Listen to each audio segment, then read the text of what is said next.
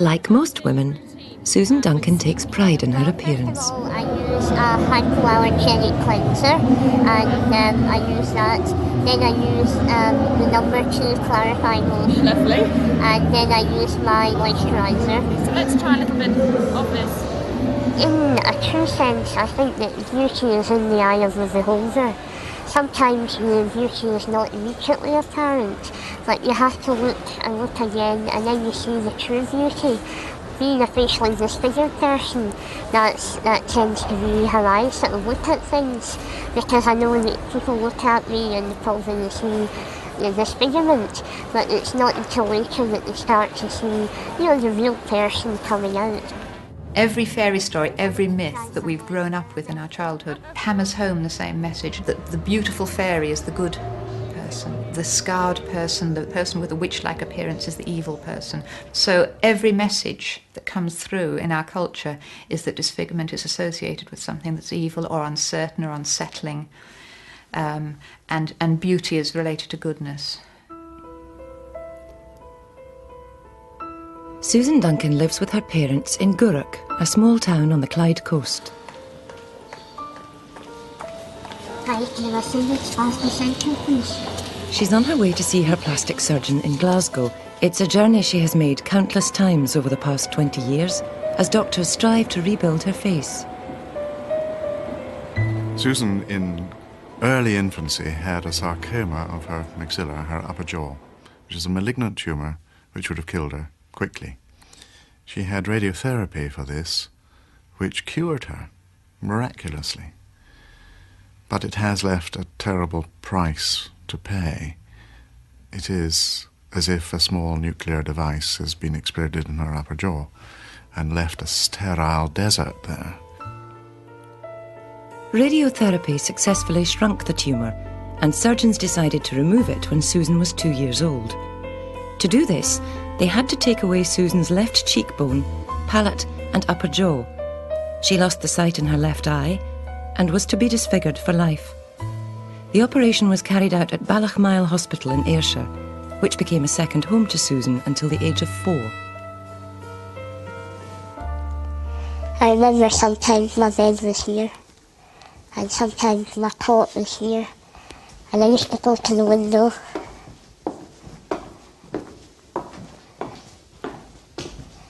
to wait on my visitors coming.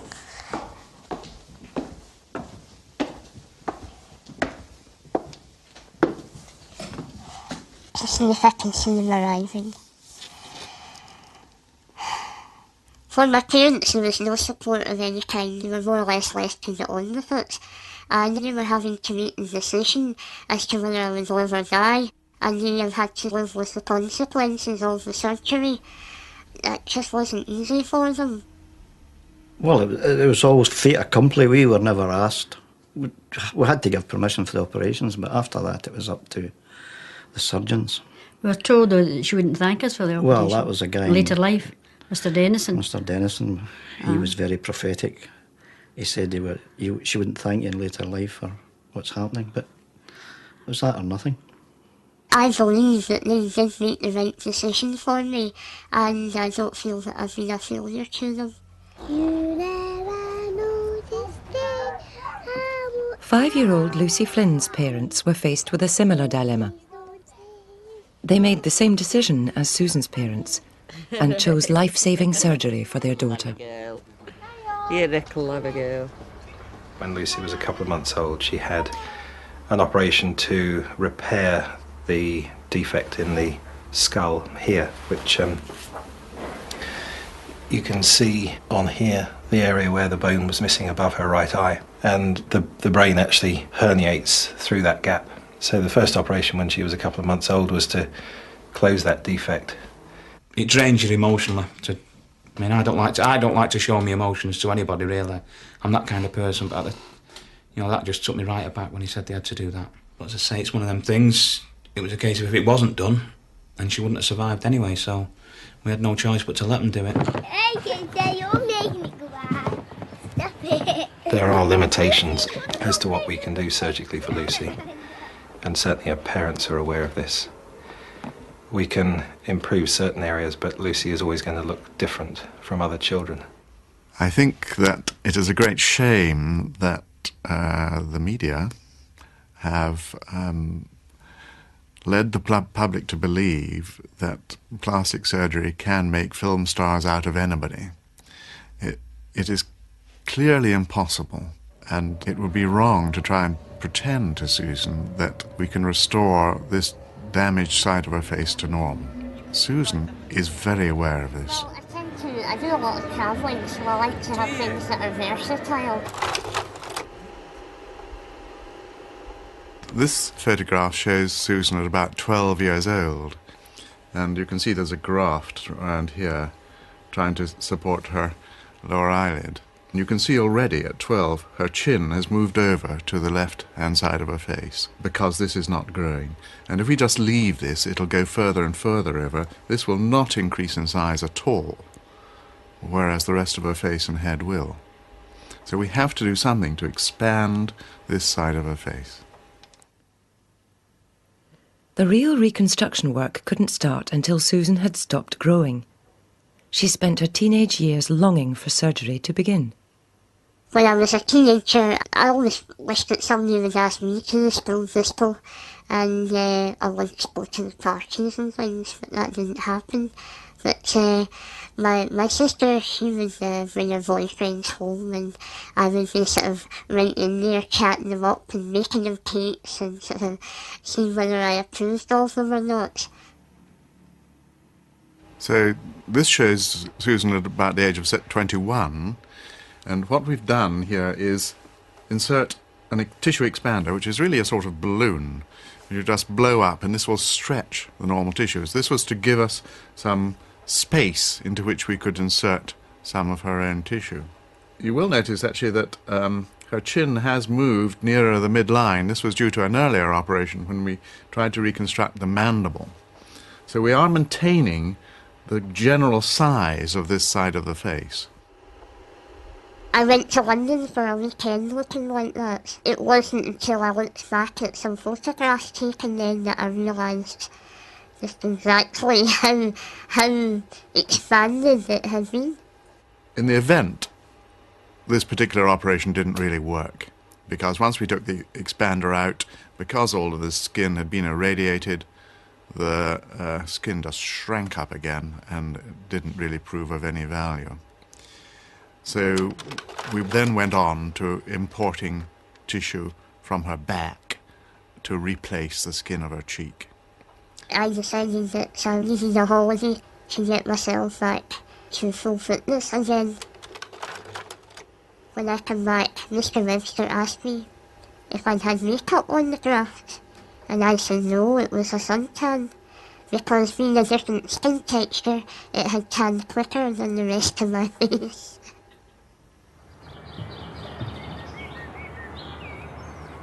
Every day of my life that I go out the door, I know that there's always going to be somebody who's going to stare at me. It can be very difficult sometimes because you have, people out with children, and the children always come up and look at you, and then you have this inevitable and you hear the voice saying, "Mommy, look at that funny lady." And it's a bit annoying, but at the same time your parents are a bit embarrassed and they don't know what to do about it.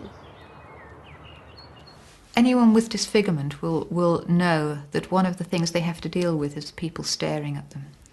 It is the aspect of disfigurement that can be the most difficult socially. Sometimes people look very quickly and then look away and become very embarrassed and can't meet your eye. And other times they stare and stare and they scan your face. And it's a real invasion of privacy. I mean, it's a very hostile activity, staring.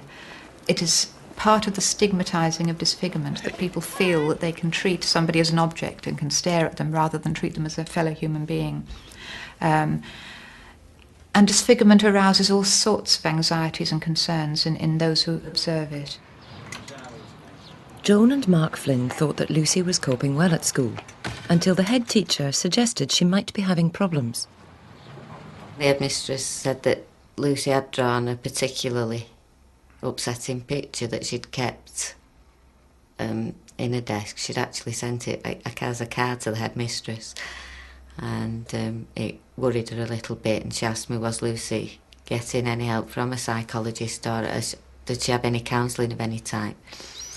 She showed me the picture and it really did upset me. It was like a heart-shaped picture, and she'd drawn a face inside, sad mouth and tears, and a big red blob over the eye with red tears coming from it. It really was upsetting at the time. So we mentioned it when we went to see the neurosurgeon and the plastic surgeon, and they referred her to see Dr. Bradbury, whom Lucy now goes to see. So can you do it on there? On there, a nice big one. One of the things her parents were actually very concerned about was that they felt that Lucy was troubled at school. They had blue eyes. Mm-hmm.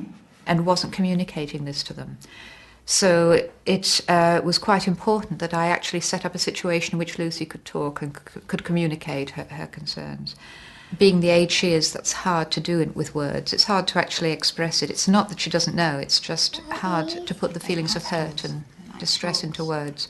And it was felt by everybody that drawings was the best way of dealing with it, and Lucy loves to draw. There you are when you're sad, and there you are when you're happy. What sort of things do you think make you sad? Hurting. Hurting. If I asked her the question directly, what makes you happy, it might take her a lot longer to reach that. But if she does it through the drawing and she has the feeling of a happy face in front of her and herself as happy, then it tends to come automatically. It goes along with it. Similarly with a sad face. Does it make you sad if people call you names? Yeah, calling names. Does that make you I think she does need to express herself to somebody. She tends to try and protect us in a way. It sounds silly, a little girl, but I don't think she likes telling us anything that upsets her because she knows it would upset us. At school, I don't think she had the same amount of playmates and things like that, but it didn't appear to let it bother her. She'd just say, oh, to hang, and that's it. Just got on with it. And that's what she did. Later on at school, I was told things like Cretin and Cyclops, none of which are very complimentary. A couple of times in school, I had to go to somebody's mother and tell them about it, but nothing excessive. After leaving school, Susan worked for 10 years as a clerk with IBM, but she frequently needed months off for surgery and left 2 years ago. She went to college to do multimedia studies and is now searching for a skilled job, so far without success. I think somebody like Susan will have a lot of problems in getting a job. There is no doubt about it that the initial impression that you give when you go for an interview is very important. And all those judgments that people have about disfigurement, all those judgments about it being associated with something unsettling or something evil, are carried over to the employers sitting there about to give a job to somebody. They might feel that having somebody with disfigurement does not reflect well on their organisation or their image. I had written to a lot of companies on spec to try and get some work that way, and I was called for an interview by a big department store, and I went along for the interview, and they suggested a certain job for me, which would involve working in the stockroom. I asked about whether I would be able to work with other people, whether I'd be able to actually work out in the front store, and they were rather taken aback at this, and they started sort of humming the hole and said, well, we've never sort of come across anything like this, we need to discuss it. But I knew at that point that there was absolutely no chance of getting a job like that with them. And it's not easy finding a job when you need lots of time off for surgery. Susan has decided that from now on, she will only have operations for practical reasons.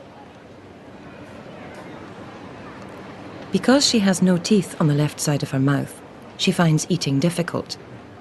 But Susan can't have dentures because there's nothing for them to rest on, as her upper jaw has been created with bone grafts from other parts of her body. 6 months ago, surgeons put titanium implants into Susan's upper jaw, hoping they would provide support for teeth. Nice deep breath for us, Susan. Now they have to cut open Susan's gums to see whether the implants have fused with the reconstructed jaw. One of the tests for integration is the sound when you tap the implant. It's got a nice solid ring to it. And these would seem to have integrated, which is good news. Right, nice thread deep there for me. Okay, Susan, all right. On it up. The parts that we put in there are expensive parts, but if she can get benefit with these implants, it's worth taking the risk of putting them into, if you like, unknown territory. Because if she can get the support for her denture, it gives her confidence when she's speaking, when she's eating, whatever, because she's got no teeth on that deformed side of her face. Despite hundreds of hours of surgery, Susan has never got used to having operations.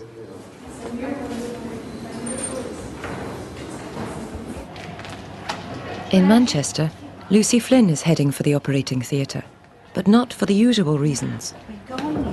There is this idea that somehow if children have a lot of surgery, then they should be used to it, they should get used to the whole thing. And in fact, the opposite happens, because they know that when they wake up, they're going to be in pain. They know about the operation. The point of taking Lucy was to actually give her the chance to look at those things that she'd seen out of the corner of her eye in a more relaxed environment. If they hate the idea of surgery and they really don't want to go down to theatre, if they're dragged kicking and screaming to the operating theatre, then I think that's an abuse of their rights. Nobody should do that to a child. And so instead of forcing the child into a situation that's frightening, or instead of abandoning an operation which will be a benefit to the child, then that's the point when you start working with the child to overcome these fears. I think she can, actually. I think you can remember having it in the back of your hand, can't you?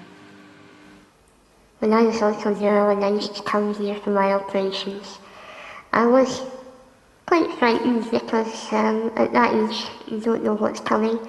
And I remember then that you used to tell us a story, so that would help us once we get into the theatre. The famous story was about Suki and Sweep, and I remember being lying on the operating table waiting to see what would happen next. And the man said to me, "Oh, there's Suki and Sweep." And I'm saying, "Where? I don't see Suki and Sweep." He says, "Up there, above the door." And before I knew what was happening, a big black rubber anaesthetic mask was clamped on my face. I was absolutely terrified, and I struggled and I kicked, wondering what I thought the man was trying to suffocate me. And all he said to me was, "Don't struggle, you're making it difficult for yourself." You hold the mask, you hold it. Right, you show me how you do it.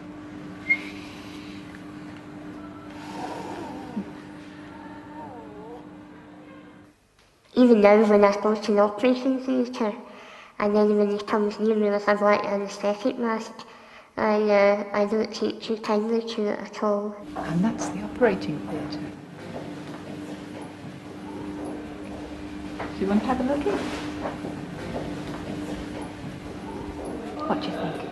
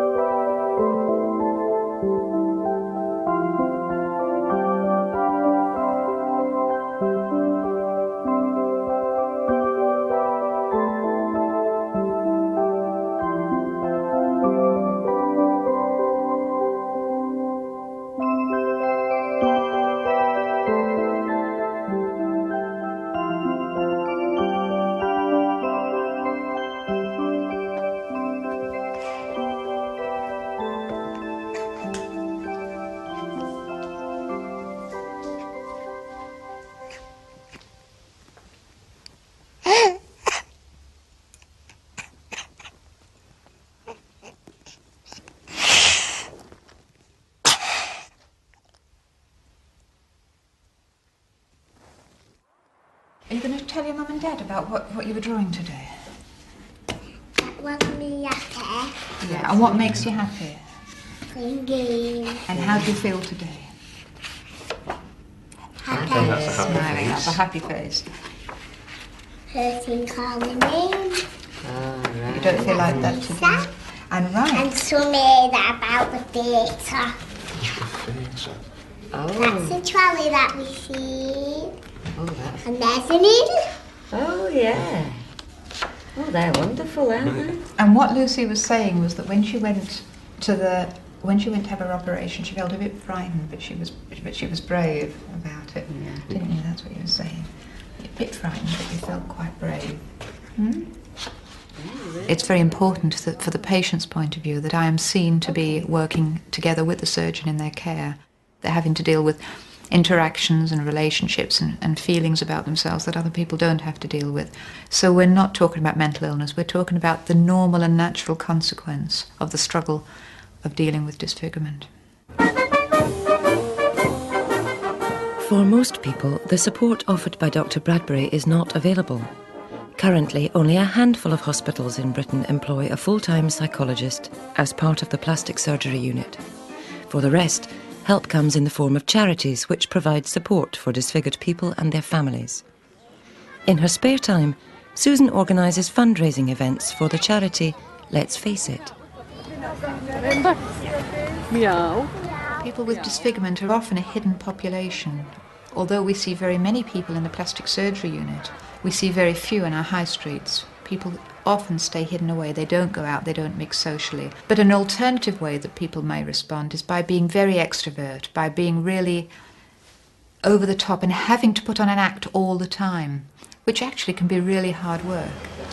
Right, just a quick rundown. The bottle stall prices 50 pence for one ticket, 1.20 for three. So is everybody quite happy with that? Yes. Charm them with your smooth, suave style, you know? Then part with our money.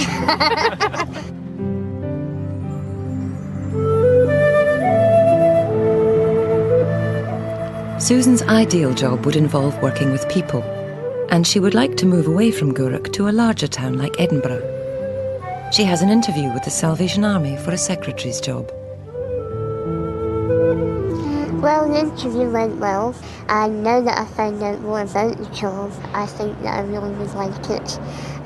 They were particularly interested in my computer skills and my multimedia, and I think that could be a plus point. I did ask them about the smart appearance, which they had in their job description, and they sort of answered that, but I don't think it would be a problem. One of the reasons Susan would like to live in Edinburgh is because her sister and nephew are there.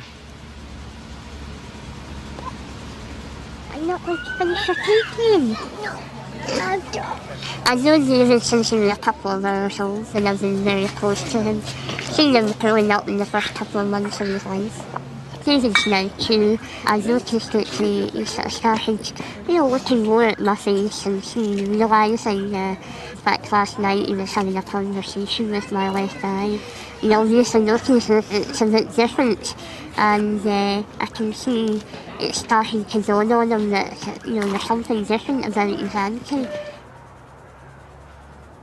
As regards having children myself, I have to be honest at this point in time and say that I don't think I would want to have children. I think it's very difficult for the child growing up having a facially disfigured mother. And I don't think that's something that I would want to give a child. I would like to get married, but I think it would be someone very special who'd accept me for the person that I am, and not obviously not for my looks. That would be someone very special indeed. Every stage of Susan's surgery is time-consuming and emotionally draining. 2 weeks after her last operation, her doctor has to see if her gums are healing. Then he can move on to the next stage, attaching teeth to the titanium implants. I've just been in seeing Mr. Ridge today, and I'm a bit disappointed because there's going to be a delay. The healing process is going to take a wee bit longer, and this has a knock-on effect. It means I won't get my teeth in the next few weeks as I had hoped.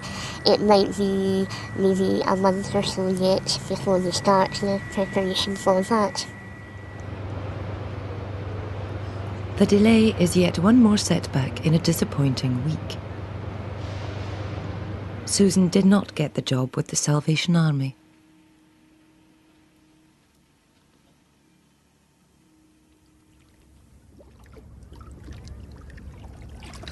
Sometimes I feel it really is an effort to keep going, to be outgoing, to be communicative. And sometimes you just want to go off and be by myself and reconstitute my batteries and get ready to face the world again.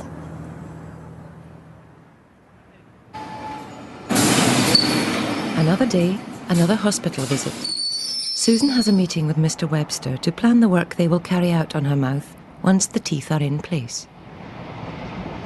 You're mentioning making a bit of a lip from the tongue. What exactly would that involve? Would it be painful? Well, it would mean attaching your tongue to the lip for a couple of weeks so that we could take a little bit of the red colour of the tongue to act as a red part of the lip, and then we just detach it. There are other ways we could do it if you would prefer not to do it that way.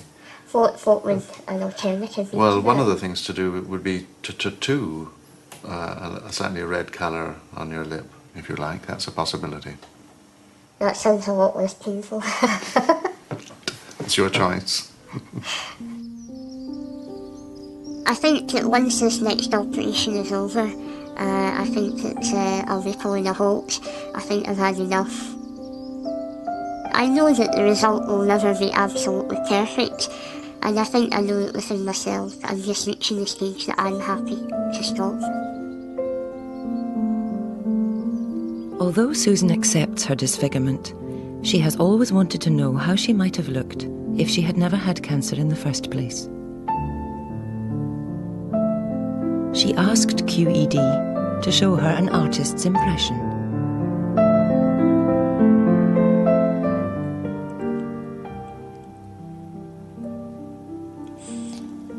It's very interesting coming to face with possibly what I could have looked like.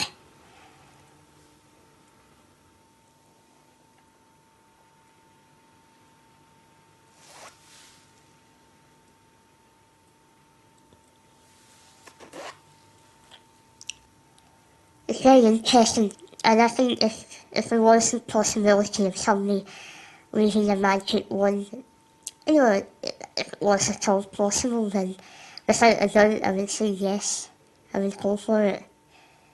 But I know deep in my heart reality that it's just not possible, no matter how good the technology or how good the surgeons are, it can never be. Perhaps I'm richer in character and strength because of the disfigurement and the difficulties I've had to overcome. And then again, sometimes if you don't know what you're missing, then that's it, you just get on with it, end of story.